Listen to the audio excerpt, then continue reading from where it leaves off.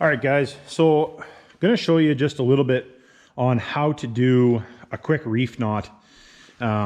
If you're doing some wiring and you need something that's not going to pull apart, maybe you're on the side of the road or something, whatever it may be. So what we'll do here is you want to strip off, for instance, on this, you don't need to make it as long as I'm making it, but just it's easier to see if it's longer. So get a nice long chunk of wire, get a nice wrap on it. Obviously, like I said, if you don't have a lot of room, this is a little bit more difficult. You can just tie a reef knot in it too. But there again, if you don't have room to get up in there to tie the knot, sometimes it's nice to be able to just do a quick wrap around it. Ouch. And life's easy.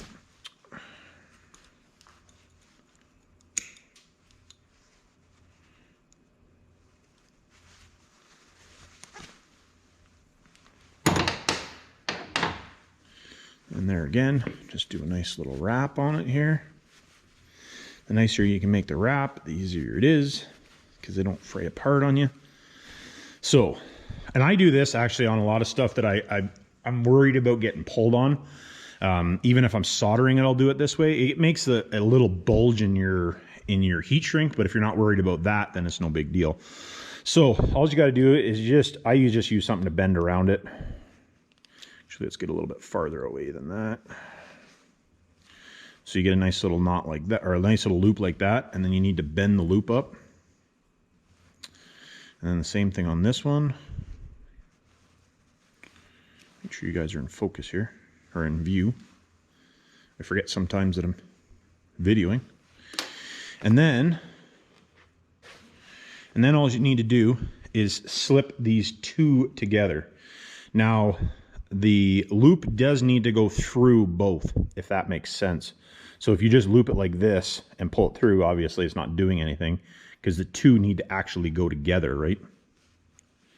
So you need to get this one looped inside here as well, like so. So basically looped right around. You can do it with the two wires in there like that. I just prefer to do it the other way. So completely up to you. Now all you got to do is get, the bigger the loop, the easier this is to do, to get it to go in there. But if you just get that to tuck in there, so kind of like that, right? And on both sides, you got to do the same on both sides, right? And then all you got to do is pull on it, and voila. Doesn't matter how hard you pull on that, it just gets tighter. It won't pull apart.